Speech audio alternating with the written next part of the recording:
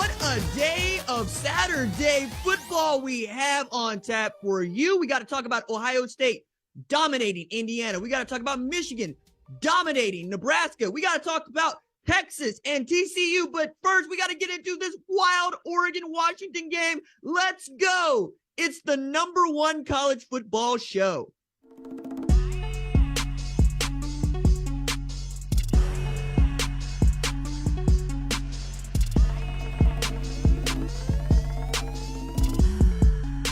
What's up, kidfolk? It's RJ Young. I am not on a step mill. Thank you for watching the #1 college football show, wherever it is you get your podcast, Fox Sports app, YouTube.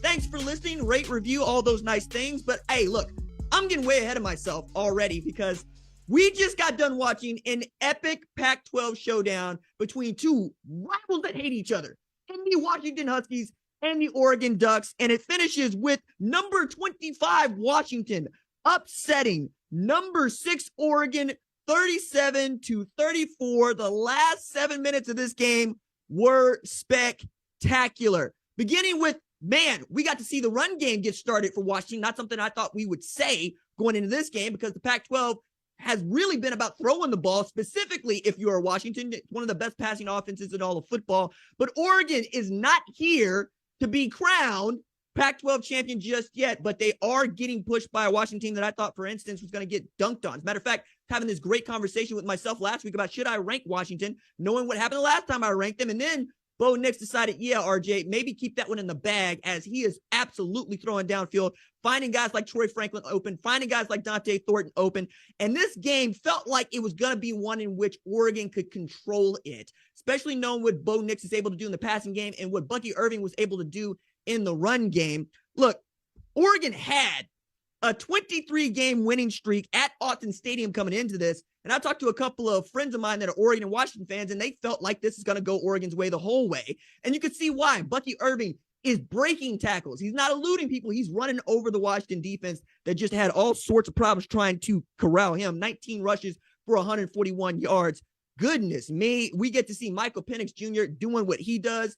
Absolutely stands in the face of Justin Flo getting annihilated and throws one deep for a TD. And now it's 27-24 Washington when Oregon strikes back, takes the lead once again. Troy Franklin had himself a game, 5 catches, 139 yards, and a TD. But this was the throw of the day for me. Goodness, we saw Michael Penix Jr., left-handed quarterback, throw across the field from the far hash on a deep out route against the safety who split the field. And then we turn that into a TD that really puts Washington back in a position to make this a fight. But toward the end of the game, inexplicably, we have Oregon choosing to go for it on 4th and 1 with the backup quarterback in. Now, before this, Bo Nix had suffered an ankle injury on a 3rd down play that probably would have iced the game had he picked it up on a QB draw. He's not able to do that. Ty Thompson has to come into the game. It didn't even feel like on that 4th and 1 that they were going to go for it. It felt like they were going to try to wind the clock down. As a matter of fact, they snapped the ball with 8 seconds left and 1 minute, 34 seconds on their own 35-yard line. And we get Noah Whittington absolutely slipping down, falling down on that 4th and 1 turnover. You give Washington the ball within field goal range, and then Peyton Henry gets to go be a hero. 37-34 is the end of the game. Again, it's just Dan Lanning's going to have to answer that question. And I hope he's got a really good answer in store, because the more you run that play back, you got Bo Nix on the sideline who was jumping up and down in Dan Lanning's ear, yelling at him, please let me go back into the game. I'm the guy. This is my team. I'm the person who has brought you back from dead. A 46-point loss to Georgia and put the Ducks on my back. And no, we go with Ty Thompson. And I felt perhaps Ty Thompson didn't get the call. Maybe he didn't know that he was supposed to hard count. Maybe it's just as simple as Noah Whittington falling down at a time when I'm going, Bucky Irving is your bell count back. If you're going to go for it on 4th and 1, give it to that dude. And they just come up just a little bit short. Feel terrible for Ty Thompson. Feel even worse for Noah Whittington. And I feel awful for that Oregon defense that felt like they played their behinds off. But frankly, just toward the end, you could see how the Washington Huskies were just pulling it out. This is from our buddy Jeff, who does these spaces with me, also an Oregon Duck fan. This is a painful loss. Way too many mistakes tonight. Brutal, man. Yes, because this slams the door on Oregon's college football playoff hopes. For a couple of weeks now, we had been debating, is this team good enough to secure the number 4 spot in the college football playoff? The dunker spot is what I've called it, and get a rematch, quite honestly, against the Georgia team that embarrassed them in Atlanta. And it probably would have had that rematch in the Peach Bowl. Would have been basically, are you the same team? Have you actually got that much better? Or is your schedule just that much softer? Are you really in this to win it? And more than that, it hurts for the Pac-12 and it hurts for Oregon because they're probably out of the Pac-12 championship if things continue to go to the yard. Still got to get past a really tough Utah team and a really tough Oregon State team, quiet as it's kept. I kept watching this game and I kept going, is Michael Penix Jr. really going to pull this out? Is he really going to find a way?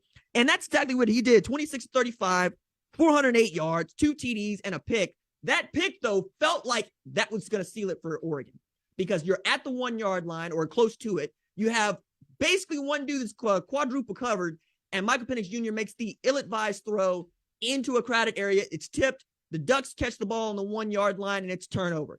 That felt like the end of the game to me, but it was not. Credit to them for fighting back. Credit that defense that gave up 592 yards to Oregon. Oregon put up 592 yards and scored 34 points in a loss. Like, that's remarkable. That's ridiculous. And again, if you're Washington, bend, don't break. That's all you're asked to do. Bend, don't break. Keep your fight in it. And for them to get this kind of play out of Michael Penix Jr., Jalen McMillan also had a great day. I believe he had 9 catches for 122 yards. What more can I say about the kind of game that Bo Nix put on display for us? Like, one of the things that I really enjoyed is how he'd been able to settle himself at Oregon. The thing to know about Bo Nix is that when he committed and was the starter at Auburn, he was seen as a prodigy, right? He had set Alabama passing records in high school. He was going to be the guy to bring Auburn back to, frankly, what it hadn't been since Cam Newton was their starting quarterback. And what he found out was, having 3 offensive coordinators in his time there, he wanted to make every play perfectly, and he got really hung up in trying to do that. At Oregon, he's able to resettle. Kenny Dillingham says, hey, man, you don't have to make every play. You just got to make the correct decision. We're going to slow the game way down for you. We're going to put these great pieces around you, and you're going to be our guy. Man got married over the summer. He settles into marital life, going to church every Sunday like he's supposed to. He doesn't swear. Like, he's doing the model thing at Eugene, and this is just a heartbreaking loss for an Oregon team that, frankly, I thought was dead after their week 1 loss. I know we got to play 15 weeks of college football, but I was really impressed by what the Ducks have shown us since week 2. I mean, they've averaged 43-plus points per game, and that's after only scoring 3 against Georgia. It's going to be a really tough team toward the end. I want to see them finish this, get to 10 wins, and see what else they're possibly made of. For Washington, goodness me, I got to say, Kalen DeBoer has to be turning heads down there at Seattle, because I had some really frank conversations with Washington fans going, you guys don't understand this. He's really good. Like, Fresno State was really good last year. And when he was the OC at Indiana with Michael Penix Jr., he was really good. And they're going, we're Washington. What are we going to do with a guy like Kalen DeBoer? Well, you're going to go knock off the best team in your conference, and you're going to make a name for yourself. You're going to keep moving up these top 25 rankings and see where you end up, because there's no shade to it, but Washington could end up a top 10 team if some things break their way. And they still might, because we've got a couple of really great weeks of college football left. Again, I'm just impressed. I really am. We saw 2 transfer quarterbacks who were pronounced dead at Indiana, and Michael Penix Jr. felt broken. You heard Brock Heward on the call say his spirit was broken. He saw him call those games. And then you had a Bo Nix who was damaged goods, right? One of the worst 2019 5-stars anybody's seen, going into that same group of guys that just underperformed, but have found a second life. Jaden Daniels also in there. We'll talk about him in a little bit, but goodness, I was impressed. I was very excited to see these dudes going at it. And frankly, against the other game in prime time, Washington and Oregon delivered. It's a good time to talk about number 4 Texas Christian controlling number 18 Texas 17-10. This game was supposed to be a high-scoring affair, and it simply was not. The defenses came to play in this one. Right now, you're just watching Kendre Miller, the best running back nobody knows about, take it 75 yards to the house. He becomes the first 100-yard rusher against this Texas defense all year. And this is after they basically kept the lid on the dude for the better part of 2.5 quarters. But you had one linebacker miss his gap. Kendre Miller exploited that hole and took it all the way to the house. He came into this game as a 1,000-yard rusher. This coincidentally was one of the first matchups we saw between 2,000-yard rushers, the other being Bijan Robinson for Texas. And then here, what felt like the game was, the play to put the game away from me, which put TCU up 10-3, was Max Duggan looking up and seeing 6'4" Quentin Johnston all by himself in the end zone. Those Texas safeties just got all sorts of turned around, and somehow you end up with a top 10 draft pick, the number 2 wide receiver on most people's boards, including mine, going into the NFL draft, wide open and alone on the 40 acres. Can't happen. And for Texas Christian, this is an outstanding win because they came into this as a 7-point dog to a Texas team that, frankly, they've had the measure of over the past 10 years, but they also had a lot of emotion on their sideline and a lot of emotion from their fans. The way I want to set this up is, quite frankly, Gary Patterson has a statue of himself at Amon G. Carter Stadium because that's what he meant to Texas Christian football. He had that statue while he was still head coach there. He stepped down and then took a job as a special assistant to head coach Steve Sarkisian at Texas, a place that he has mercilessly teased in years past and a place that Texas Christian fans absolutely hate. As a matter of fact, 2015, he was asked before they're getting ready to play Texas, what is the challenge for your defense? To which Gary Patterson said, we've beaten better with less. And they did just that on October 3rd, 2015, stomping on Texas 50-7. I thought going into this one, it wasn't going to be that lopsided, but certainly TCU has felt everybody, including myself, just say, I don't trust you as an undefeated team. And they said, cool, that's fine. We secured our spot in the Big 12 championship with this win, clinched the position, and we moved to 10-0. Fight us, because everybody else who's tried to has lost. That's 5 ranked wins for the Texas Christian Horned Frogs in Sonny Dykes' first year. And this is the part where I make Oklahoma fans even madder than they already are when I say it is not out of the question to think you're going to see Garrett Riley on one sideline, USC head coach Lincoln Riley on the other, and you're going to have to deal with it. Also, shout out to Joe Gillespie, who is Texas like you read about, a high school coach from Stephenville who showed up with a defense that he brought from Tulsa running 3-3-5 and giving Steve Sarkisian fits. All right. I'm impressed by the Texas Christian Horned Frogs. I want them to keep this energy going, especially knowing we got Max Duggan on one side of this. We got, quite frankly, the number 1 recruit in the 2022 class in Quinn Ewers on the other. Max Duggan wasn't even a starter to start this season, and he has become the guy once again for TCU. He finished the game what I thought was, underwhelming performance and really was riding the run game as much as he could and the defense. But Quinn Ewers really been underwhelming basically since Alabama. He's had 1 300-yard passing game since he returned from injury. In this game, he was 17 of 39 for 171 yards with an interception and no TDs. He's overthrowing receivers. He looked like he was not seeing the clear picture. Joe Gillespie and that defense doing a great job of just confusing that dude. Every time they drop people back into coverage, he looked lost. Jatavian Sanders couldn't do much. Xavier Worthy couldn't do much. Jordan Whittington couldn't do much. All of these starters and stars for Texas getting stymied by the Christian University in Fort Worth, Texas. Got to love it. Time of possession on this one, TCU just held the ball. 37 minutes, 22 seconds to Texas, 22 minutes, 38 seconds. This is also an extremely important win for TCU. Win your clunkers.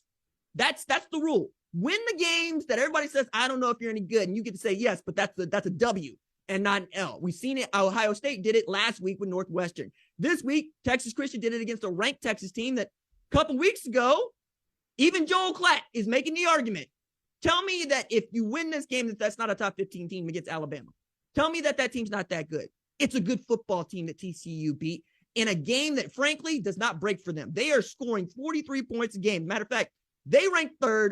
Oregon ranked 4th in scoring points per game.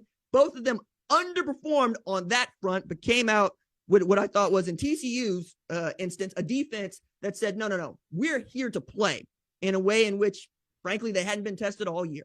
I'm excited to see what they can do the rest of the way. They've got a couple of really interesting games left. One against Baylor, a game they could lose. And one against Iowa State, a game they could lose because the Big 12 is just that tough this year. But they control their own destiny to get in the college football playoff. All they got to do is win the next 3 games they play, and they're in. It's a good way to move into number 2, Ohio State, crushing Indiana 56-14. Did they start fast, the Buckeyes? Yes, they did. They led 21-0 with 2:53 left in the first, so that's a check. Did they run the football well? Yes, they did. Quickly, Mayan Williams had 15 rushes for 147 yards in the first half. Ohio State had 190 by itself in the first half, right? We're getting to see what this team is capable of with guys like Dallin Hayden, true freshman coming off the bench, to go and score touchdowns for them. And then I got to see C.J. Stroud go be C.J. Stroud again, and that was really great to see. You had 297 pass yards for him, and 7 of those catches, those completions, were to one dude named Marvin Harrison Jr., who was outstanding. Here's Mayan Williams running straight in. Like, that's a runaway Peterbilt getting in the end zone right there, guys. Like, this is also the dude that my man Tyler Wojak really, really loves. Like, he's going, that's running back. That's what a running back's supposed to look like. Meanwhile, the passing attack has got Xavier Johnson going to work. It's got Cade Stover making men miss and diving toward the end zone, making OC and tight end coach Kevin Wilson feel good during this game. And again, I can't say enough about having guys like Xavier Johnson as a fifth-year senior be able to do things like take a rush play 71 yards to the house. Ohio State defense also came to play. They had 5 sacks in 3 quarters. They allowed 7 points in 3 quarters, and then they got the starters pulled. They gave up another touchdown. But again, a dominating performance for the Buckeyes.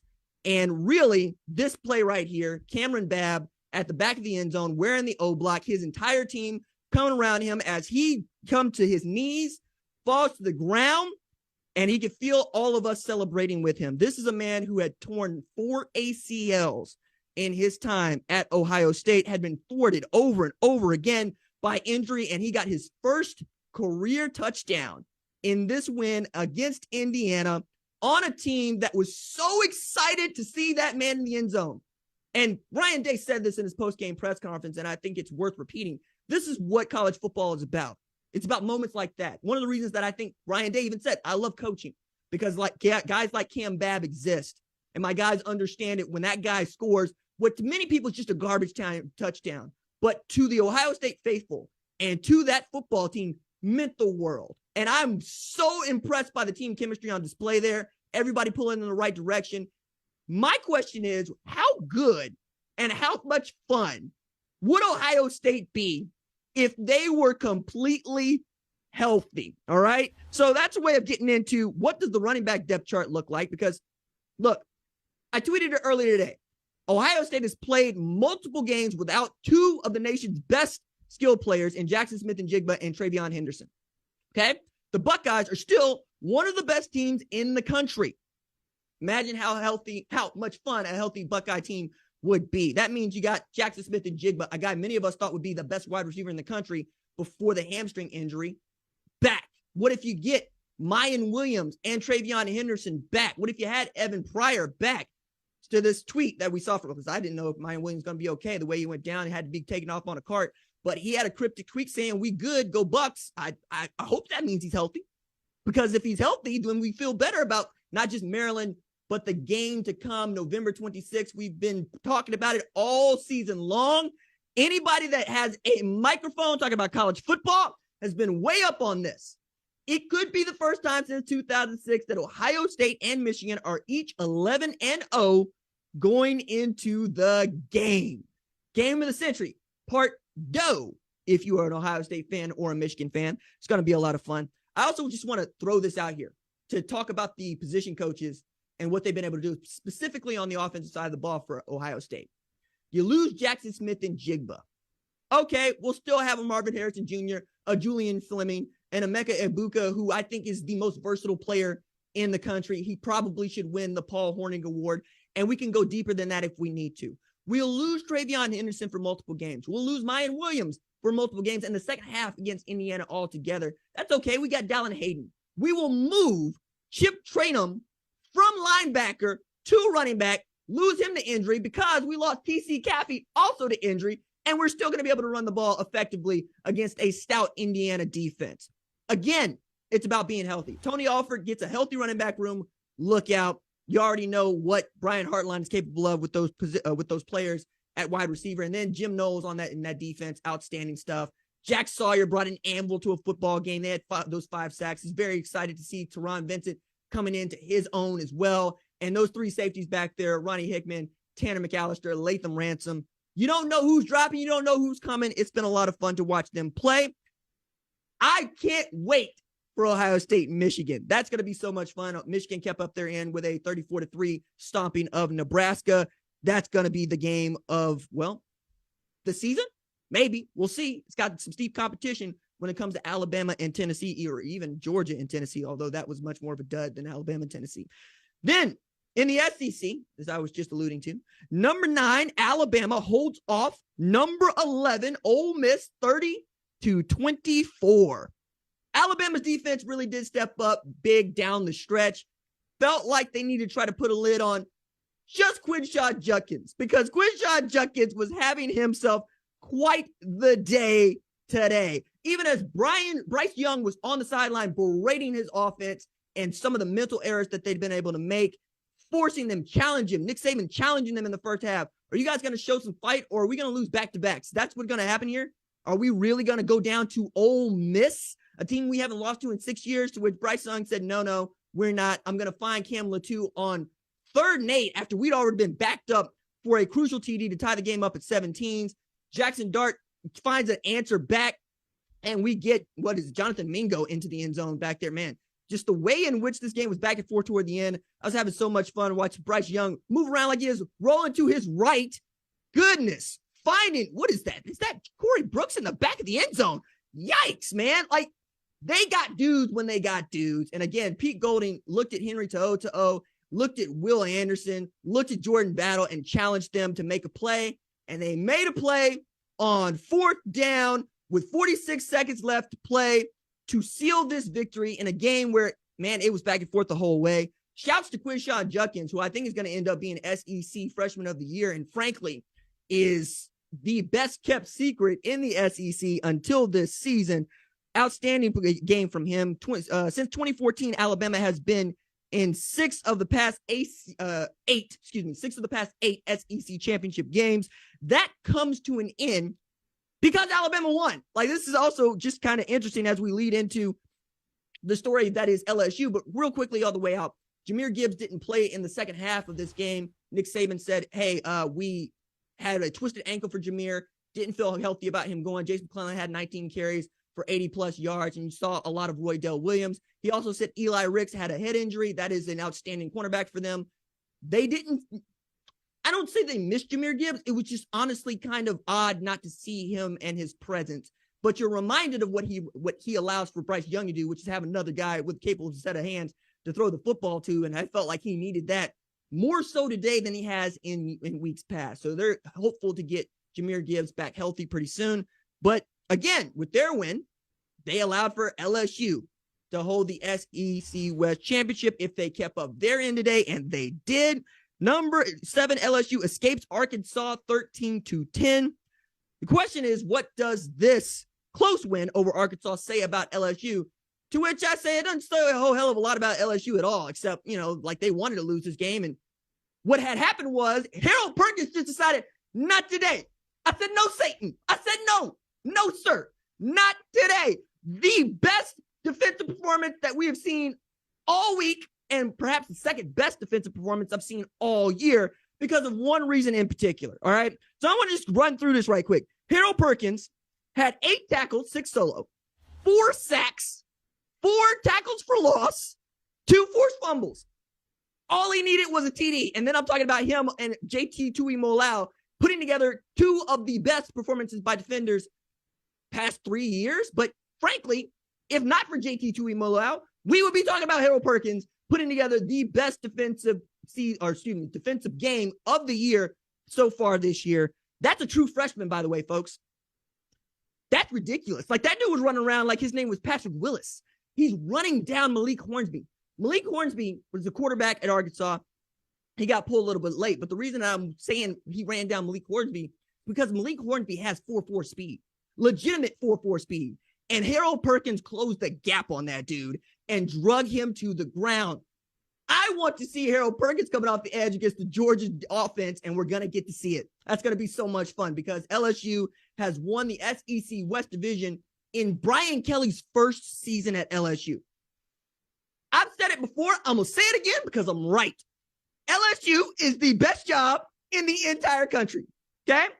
LSU was decimated last year, 5-7. Brian Kelly is putting on a fake and terrible Cajun accent in the booth as Kansas State is stumping a mud hole in LSU and walking it dry. You go get Jaden Daniels out of the portal, for which many people are like, it's a decent quarterback, but is he even good enough to beat out Miles Brennan? Is he even good enough to beat out Garrett Nussmeier? Yeah, he is. You got Noah Cain absolutely tearing people's heads off, knowing he's going to get the ball run. By the way, he transfers in from Penn State. And you got guys like Harold Perkins. All you got to do is keep the doggone sports car on the road. Keep the car between the white lines. Don't hit track limits. That's all I'm saying. It ain't no big deal at LSU. You got bodies. You got dudes. Look, I'm going to say it. If I got into head coaching and they said, hey, RJ, which team do you think you go win a national championship tomorrow with? I'm going to choose LSU. Okay? Les Miles, Ed Orgeron, Nick Saban, they all got national championships at LSU. And guess what? Two of those dudes ain't in the same sentence as Nick Saban. Okay? Okay? Now we got Brian Kelly, who is staring down, beating not just Nick Saban, but Kirby Smart possibly in the same year. Tell me the number of people to be able to say that. That's all I'm saying, right? He's going to get that opportunity, and that's going to be a lot of fun for us to watch. Vegas said, hey, we knew the LSU was good. We tried to tell y'all because of the 3.5-point spread. They win by 3 points. Congratulations to all the degenerates out there that made some money on this game. Quickly, on the way out here, Purdue upset number 21 Illinois, 31-24. Chase Brown had to leave the game, but for what this means for us is don't nobody know who's going to win the Big Ten West. You got like 4-3 teams up there, man. You got Minnesota, you got Purdue, you got Illinois. Goodness me. Whiskey over here just kind of doing stuff. You know, Braylon Allen's got to tweet out and tell people, I'm going to be on Wisconsin as long as Jim Leonard's here, which is a great reason to keep Jim Leonard as the head coach next year. I'm just telling you. Number 3, Michigan blowing out Nebraska, 34-3, I mentioned. But Blake Corum continues to be Blake the Great, 28 carries, 162 yards, and a TD. Can't wait to see that dude against that Ohio State defense, but they just got to get past Illinois next week. He's going to have something to prove. We'll see what they come back with. We'll see whether or not Chase Brown is good to go in that game. West Virginia, take me home. Good God, beats Oklahoma 23-20. All right, producer Tyler, give me a second here. Give me a second. My Oklahoma Sooners ain't never in your life lost a doggone football game to the West Virginia Mountaineers in Morgantown. Until today. Now, on top of getting beat by a team that has lost more games than it has won, on top of having a 200-yard rusher in a loss, I got to listen to West Virginia fans not only not be thrilled about beating Oklahoma at home for the first time, but saying, you know, we were kind of like in and out on our head coach, and that's kind of how we still feel because y'all ain't no good. And they got a point. Oklahoma has lost 5 conference games for the first time since the last time Tennessee won the national championship. I was 11 years old the last time the Oklahoma Sooners lost 5 conference games. John Blake was the head coach. Rex Ryan's brother was on the sideline as defensive coordinator. Folks, I am not okay. I am not okay. Because now, not only do I got to watch Josh Heupel stomp a mud hole in Missouri 66-24, some such nonsense, putting up 724 yards, I got to tell Tennessee fans that the omens are there. The last man to lead Oklahoma to a national championship is the head coach at Tennessee at a time when they are the best one-loss team in the country, at a time when they are still very much in the college football playoff, and at a time when we can look and say, when's the last time Oklahoma was really bad? Oh, yeah, that was the year that, Team Martin and them won the national championship. Rocky Top, you're welcome. Just I've given it out to you. I don't know how you're going to get in the college football playoff, but it feels inevitable now. And for Oklahoma, goodness me, I said this way. this leads me into the next point, producer Tyler. I appreciate you giving me a little space here. UConn beat Liberty. The number 19 team in the AP poll, they beat them 36-33. Not only do I got to talk about Jim Mora making the UConn Huskies fun football, earn a $25,000 bonus, by the way, for getting the 6 wins. But I got to talk about the UConn Huskies being bowl eligible before the Oklahoma Sooners. And the way that I have phrased that is with the hope that the Oklahoma Sooners are still going to get the bowl eligibility. But if you look at the schedule, that ain't no guarantee. It's rough in these streets for your mans. It's rough. It's rough. It's a good reason for me to go see Wakanda forever for a third time. That's where we're going to need some happy space right now. But not as happy as the UConn Huskies, who got to be living their best life knowing they're going bowling. And then Vanderbilt getting off the schneid against the SEC. Holy smokes. Vanderbilt knocks up number 24 Kentucky, 24-21, snapping a 26-game losing streak inside of the SEC. Their last win prior to knocking off a ranked Kentucky was against Missouri in 2019. Folks, we've had a literal plague since then. Shout out to Clark Lee, Vanderbilt Commodores. I'm sure that is the best team that your money could buy. And that's enough to be said about what's going on in Nashville. All right, that is going to do it for this episode of the #1 college football show. My thanks as always to our lead producer, Tyler Wojak. Our senior producer is Catherine Donnelly. Our director is Kyle Holly. Our social media maven is Javion Duncan. Our lead of screening is Reg Cohn. I'm the host, RJ. We will see y'all on Monday talking through top 25 college football playoff scenarios and a diamond in the rough. Deuces.